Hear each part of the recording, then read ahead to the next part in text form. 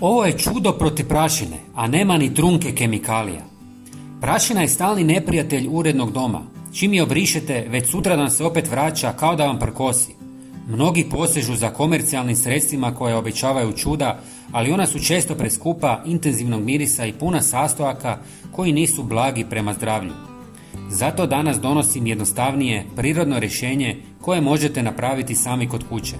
Trebat će vam svega nekoliko minuta, a rezultat će biti sjajne površine koje duže ostaju čiste bez prašine.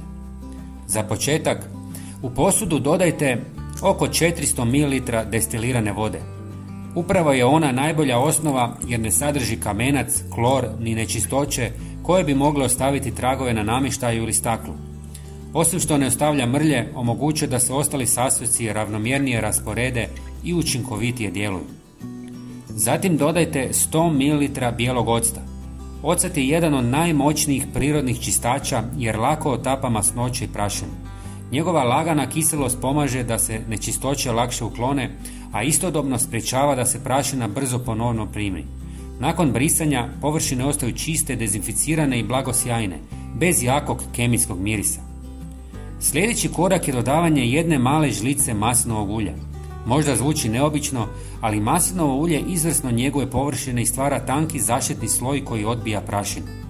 Osim toga, pomaže da drveni i plastični dijelovi dobiju prirodan sjaj, a njegova blaga antibakterijska svojstva dodatno pridonose čistoći. Za kraj, ubacite nekoliko kapi eteričnog ulja mente, jer ima snažna antibakterijska i osvježavajuća svojstva, pa prostor ostavlja ugodno mirisnim i čistim. Osim toga, njegov intenzivan miris prirodno odbija insekte poput mrava, komaraca i paukova, što ga čini savršenim dodatkom svakom sredstvu za čišćenje. Sve sastojke pomiješajte i prelijte u bocu s raspršivačem. Dobili ste blago, učinkovito i prirodno sredstvo koje čisti, njeguje i ostavlja ugodan miris u domu. Podijelite ovaj video sa prijateljima. Možda i njima pomognete da otkriju kako je lako održavati prostor svježim i besprijekorno čistim, bez agresivnih kemikalija. Sretno čišćenje i uživajte u mirisu urednog doma. Pozdrav!